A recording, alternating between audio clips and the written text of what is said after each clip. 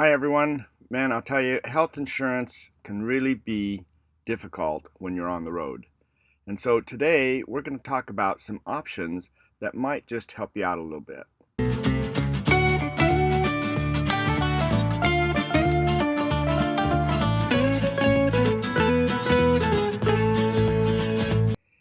Hi everyone, this is David with Tigner Adventures and my wife Ninette and our little cat Tansy. We live full time in our motorhome. And when I first retired, I was 59 years old, and work was so generous to tell me that my health insurance ended as of that day. Even though I thought I'd paid for quite a bit in advance, but nope, it ended that day, and I could sign up for Cobra if I wanted to, and it was like $900 a month just for us two, and I thought, whoa, that is just absolutely ridiculous. And so for the first couple years of being retired, we did not have health insurance. And that was during the time that they had a penalty if you didn't have health insurance. And so we ended up paying this penalty, and we were paying $1,200, $1,500 a year penalty for not having health insurance, which was also pretty ridiculous. And so we just didn't know what our options were, and that was kind of the biggest issue. We know that you can get Medicare when you turn 65, but what do you do in between that time?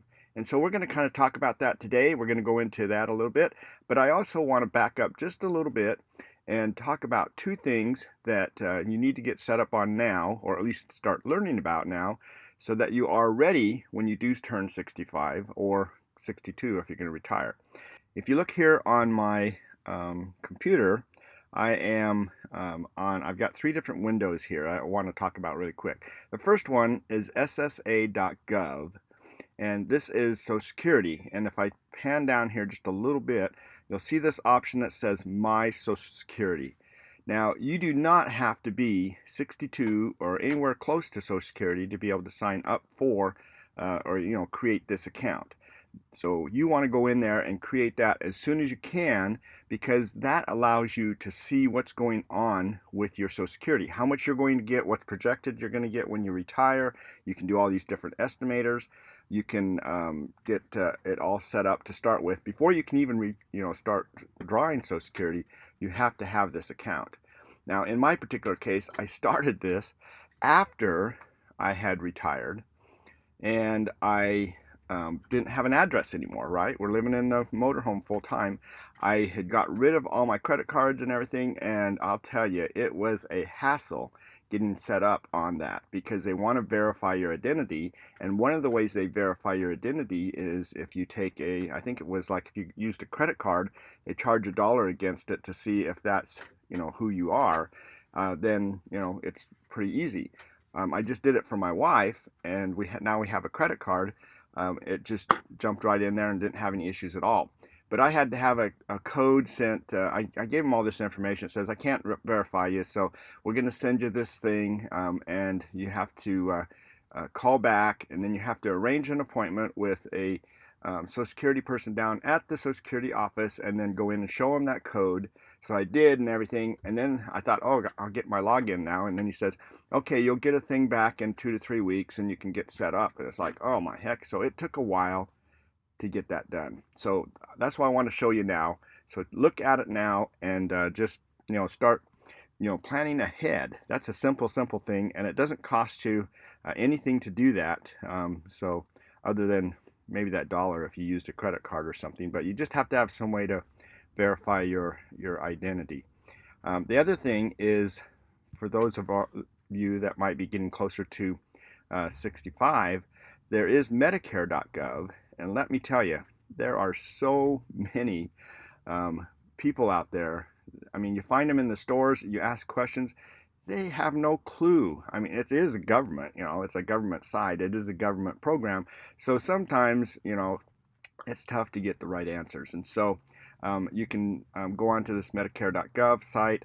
You look down through here, you can look at the costs, you can get your questions answered, and it just kind of shows you some of the different things you can learn about Medicare and whether you're going to qualify for it, whether how much it takes to qualify for it. There is a cost to it. I think this year it's like 148 or 170, something like that, 168, can't remember now, that Medicare now costs. So, there is a cost when you actually start Medicare. So I retired at 62, and I've been receiving, if you remember this video, let's see, was it that video? Oh no, this video. If you remember this video that I did just last week on our budget, right? We have $1,909 that we get from Social Security.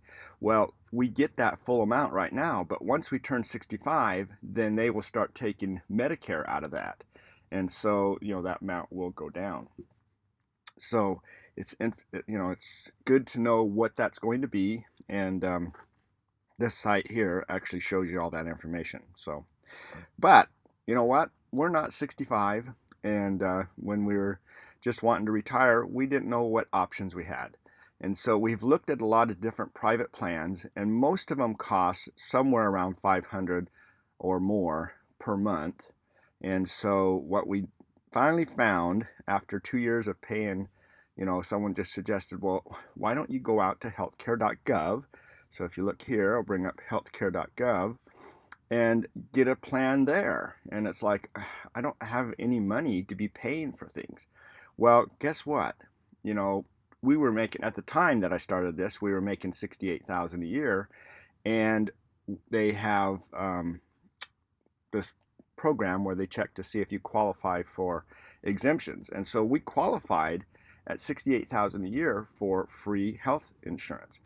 We got onto there, and we didn't have to pay anything. Now, the caveat was that we did have a high deductible. And in our particular case, we had a $10,000 deductible. And the interesting thing is when I worked for the company I worked for, my deductible there was $8,000. So not a lot different. And when I was at my other company, I was paying $100 a paycheck towards my health insurance with that company, and we never ever used it. What you doing up there? Huh? No, don't jump down here. Tansy always gets so interested in what I'm doing when I'm sitting here. She just really wants to help. So don't you? So we'll just show you a little picture right there. Hey, look at us. Look at us. Hi there. Do you see yourself? Huh? Yeah, she just loves to help me out and do her thing. So anyway, okay, let's get back to the video.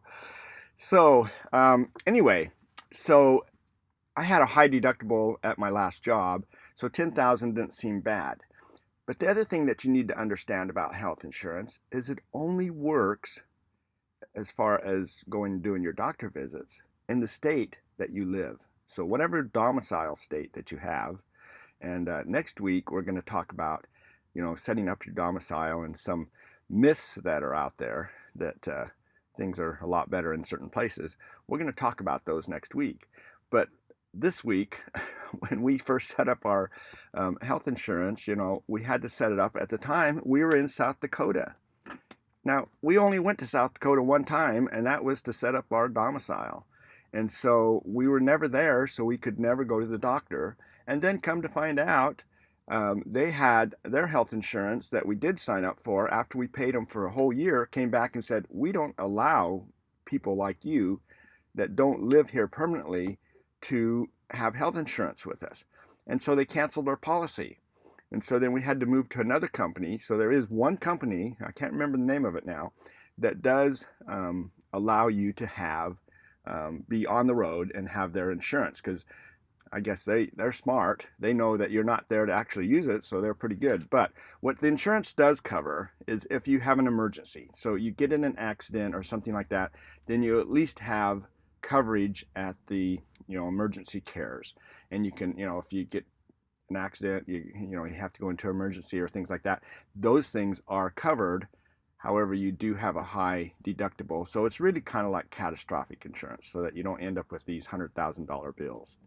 So, that's kind of where that ended up. And so as our income has come down now, at $1,900 a month, our income's not very much. And come to find out, if you don't make, for Healthcare.gov to qualify, you have to make at least 24,000. Well, now I'm married, and it's going to be different for everybody, so you guys got to really check into this. But for us, it was like $24,000. If we didn't make 24, then you had to go on to Medicaid, which is another program that you may qualify for if you don't make enough. So, but just go into this Healthcare.gov that we're going to show you, and it'll tell you what's going on. So in our particular case, we do our 19. I think it comes out to like 2,200, and then we offset that with money that we convert out of our 401k to a taxable state, and so that becomes our extra income plus any work camping. No, don't step on the computer. No, come on. Oh, why did you do that? Okay, now we're somewhere else. Oh, here. You know what? we gotta move you. You're helping way too much. Thanks, Tansy, but I don't need that much help right now. So, okay, so now where was I? Man, I'll tell you, you're great. You know that? You're such a pretty little kitty. Yeah, you are, but not helpful today. So anyway, getting back to our insurance. The important thing here is to be able to get coverage. And so we're going to show you this site here, Healthcare.gov, and the one little screen went away, but it actually, when you first come to this site, it actually asks you what state that you reside in, because all insurances, even Medicare, has portions that are locked to a certain state. So you got to be really careful in those situations as to where those are going to be locked into for certain types of benefits that you might be able to receive. So anyway, in this case, I already have an account, but if you weren't, you'd put your state in there and it would allow you to create an account. So just create an account on Healthcare.gov. It's not very difficult. So I got logged into my account, and here are my options. So it says review and update your 2022 application. And so in my particular case now, we've been on Healthcare.gov for 2 years on full assistance. It hasn't cost us a dime to have this insurance. Now, we haven't used the insurance either, but it's been there. This last year, we moved our residency to Arizona because we are here quite a bit. And so it's easier for us to go see a doctor if we want to. And in that particular case now, our deductible is actually $4,000, and it's actually $2,000 each. So we have a lot lower deductible here. So that works out a lot better for us now. So anyway, but in the past, we've always just paid cash. And there's different ways of paying cash and doing it very inexpensively. And so we've always done that. We had a doctor or a nurse practitioner that my wife really likes in Utah, and it cost us $100 for a visit. And it was like 45 minutes to an hour visit. We could talk to her about anything. She explained everything. And then we used directlabs.com for all of our labs and things that we're going to actually have done. And that's a fraction of the cost of what if the doctor orders the labs. So we just sit down with our doctor, show her the information on the screen. She says, yeah, order that. And then you pay for it on the screen. And then you take that same thing into the same exact labs that you would use with your doctor. And the difference is the lab wanted us, the first time we wanted to bill us $1,800 for the test. We went back to the doctor and said, hey, we can't afford this $1,800. And so in that particular case, she sat down with us. We picked that all out. And then we went back to that same lab, and they just did everything, and they didn't charge us anything. It was all paid through by Direct Labs. And the interesting thing was that when we told them, no, we can't afford that, the lady at the desk was actually the one that says, go try out directlabs.com because, you can get it at a fraction of the cost, and then you're getting the same identical service. There's nothing different about it. It's just the cost, and that's what's really screwed up with this country and their healthcare, I'll tell you. So anyway, but back to what we were going to talk about. So we're going to show you this Healthcare.gov. So in this particular case, since I had had stuff before, I have it on here, and so I got a couple different options here. In your case, if you're new to this, then you're going to start out with a new state for 2022, and that's what we did last year because we were going to move to Arizona, but we hadn't done it yet. We actually selected the start with, moving in 2022 and put that in there. Now, let me back up for just a second. I did skip one little area, and that is life-changing events. Right now is open enrollment for Medicare, Healthcare.gov. Okay, probably about every insurance company out there is having open enrollment right now. And like Healthcare.gov's open enrollment is from November, I think it's November 15th to December 15th. And Medicare is right in there too. I think there's my end December 7th or something like that. So anyway, that's open enrollment. That's time to get jumping in there and doing it. However, if you have a life-changing event, that means your income changes, like you retired, you changed jobs, you changed addresses, whatever the case may be, those are life-changing events. And that allows you to go in here and go ahead and get insurance. And now, if you aren't having a life-changing event yet, because you're still working, you're still getting health care and things like that, you can still create an account on here and go through and fill out an application and see what kind of insurance that you can get when you're going to actually retire. And then at the time that you actually retire, it won't be open enrollment anymore, but you can then look at it and say, oh, okay, now I've looked at this before, I understand it, and I'm not worried about retiring because I can go ahead and get something else. So I don't have to wait till 65 to get to be able to take out Medicare. You're going to pay basically the same cost, or it's going to be free here. So, it's just up to you which way. You can't use health insurance as a reason not to retire, okay, is what I'm trying to tell you. So anyway, so we'll come back down here. In my particular case, I'm just going to review my application. Now I'm going to skip some of this because it's going to be all my personal information, and you good people don't want that. So it's the bad people that I worry about. So anyway, you do have to agree. It does have all this privacy stuff, and you do have to go through and do all that. And it talks about all kinds of different things as far as that you need to know and stuff like that. Just all that things that you really probably should read. But anyway, so this is the first screen you see, and it's telling you that these are the sections that we're going to go through today as we go through all this. And again, you can do this anytime. It doesn't even have to be during open enrollment. It won't let you enroll unless you have a life-changing event, but you can still fill it all out and just double check everything. So that's the only thing I can tell you to do is don't go by anything that I'm telling you. It's got to be you that understands this stuff. You've got to dig into this a little bit, and you can call Healthcare.gov and they will assign a person to you to work with you. So if you do have a difficult time understanding the stuff, I do call into them and I'll ask questions. I just do it myself, but they can assign somebody, and it doesn't cost you any more to have someone else help you. So don't worry about that part of it either. They're very, very good at wanting to make sure that everybody gets health insurance. So anyway, these are the sections that we're going to go through today. So I'm going to go ahead and continue with the application. All right. So this one little section here I want to stop at. I am eligible for Social Security this year. And when that happens and I go on Social Security, then I need to come back here and report a life-changing event. And that'll take me off of Healthcare.gov. It'll leave my wife on there, and then we'll continue with her until she can actually take out Medicare, Medicare, which will be a few more years down the road. So anyway, just wanted to kind of point that out. I'm just going to continue on from here. Okay, so now I'm to this screen here. It did come through a screen. I selected that I did want English. I don't speak any other languages, unfortunately, but if you did speak, or English isn't your native language, then you may want to use a different language, and that's all set up there, so you can do that, so don't worry about that either. Also, that wants to know here, is somebody helping me? So if someone is helping me, then I need to put it down here just to let them know that that's happening. So in my particular case, it's no, so I'm going to just continue on.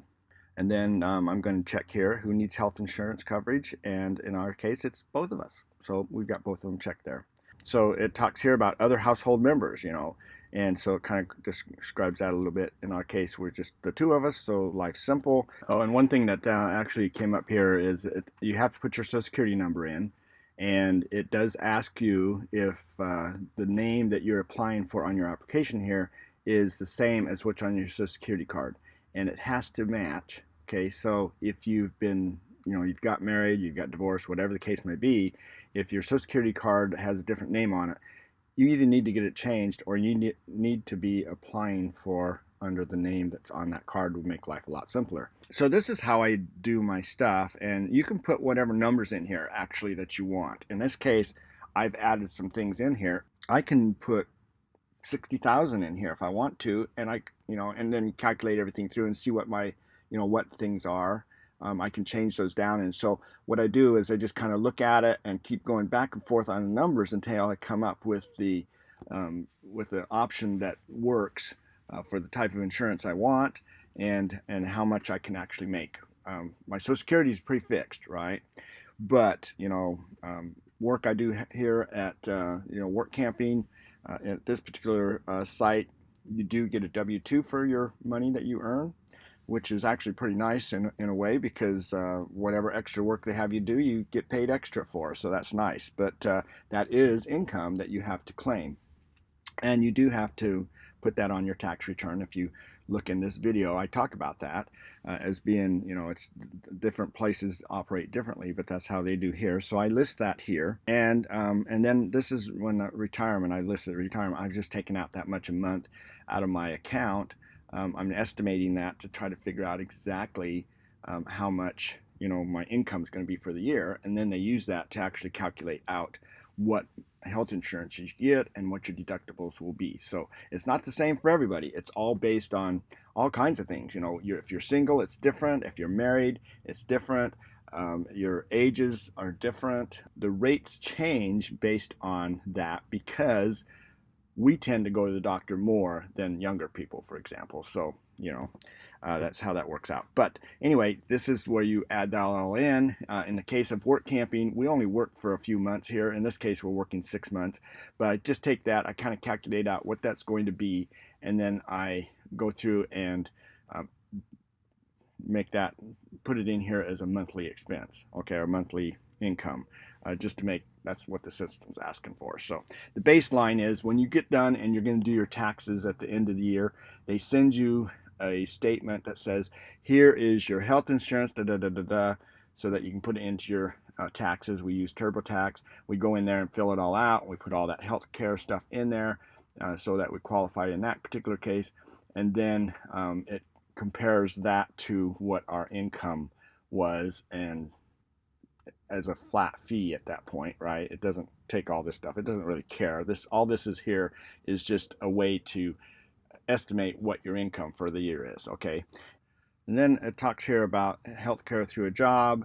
If you happen to get a job, they'll cancel your Healthcare.gov, things like that, if you get coverage. There are a lot of questions that they go through on this whole application process, but the goal is that when you're done, you've answered them all honestly and everything. And if you have any questions, you can call Healthcare.gov. You can go in there and find out what's kind of going on, and as far as what you need to select on certain things if you have questions about those. So, and the other thing that I should point out is on this application process that you're going through, you can go back and forth and change things. So if you can go through initially, just fill it all out, just look, no big deal. When you get ready to do it, or even you can keep going back and modifying, right? I keep repeating that, but you can go back and change all your personal information anytime you want to also.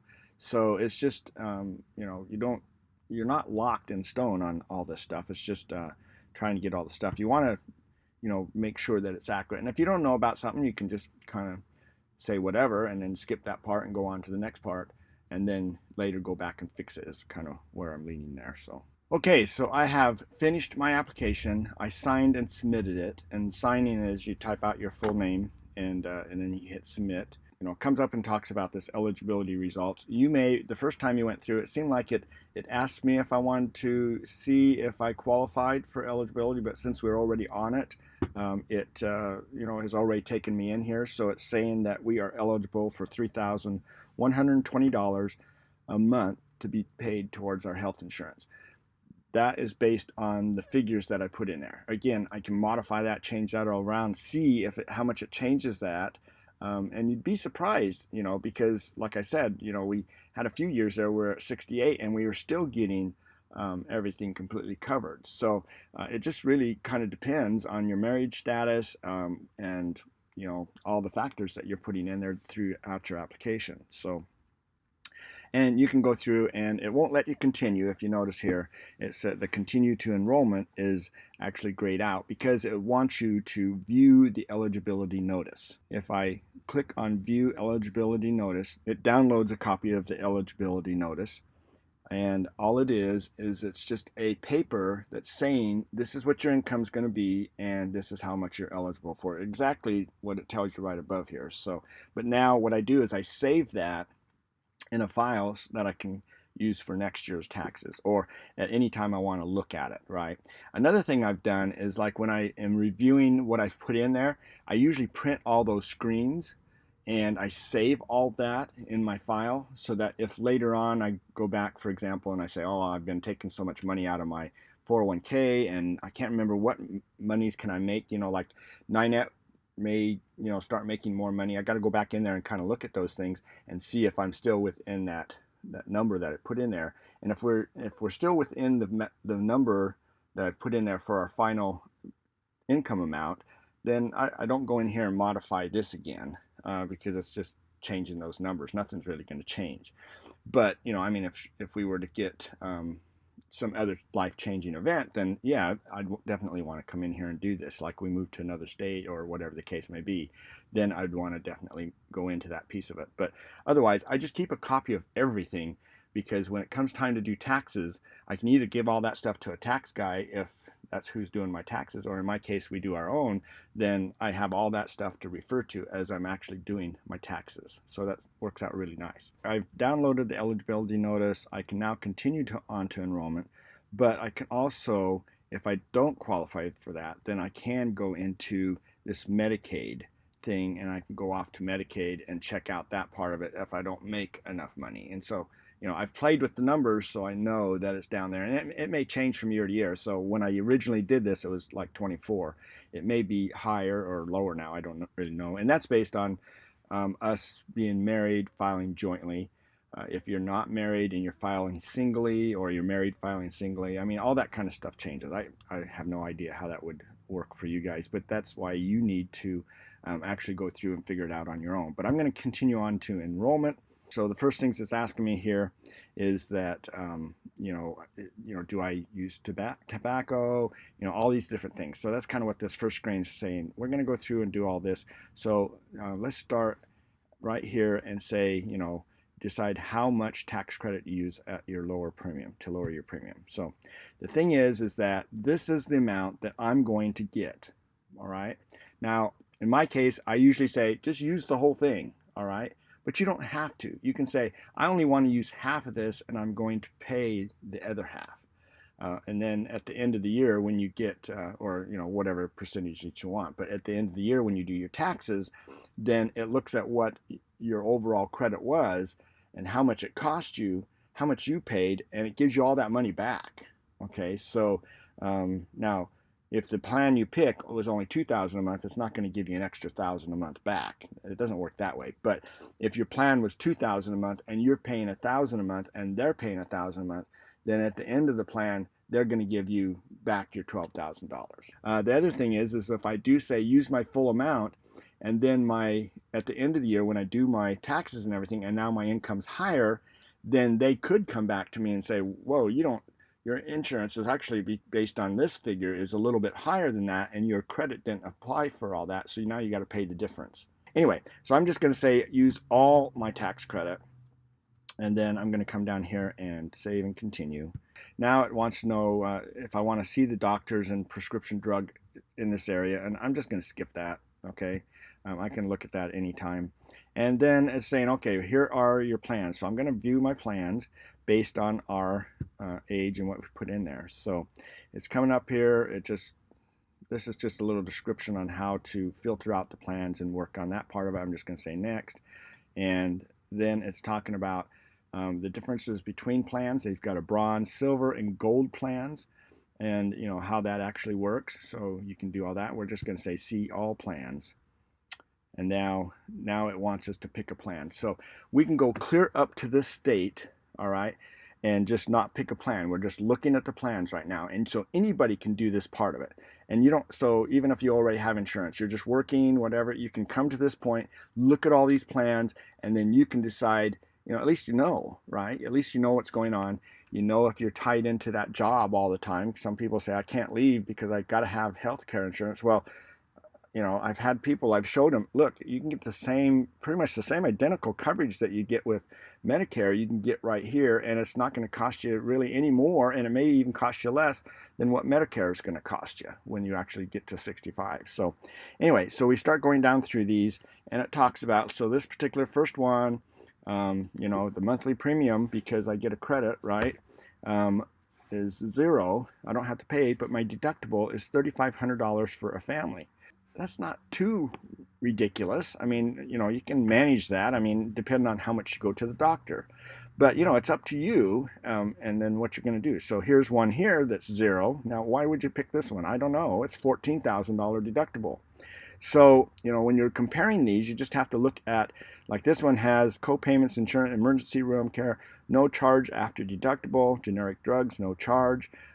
So this one's generic drugs, no charge. And this one down here is generic drugs, no charge after deductible. So you got to kind of look at these different plans that's going down through here and decide which one that is going to work for you, okay?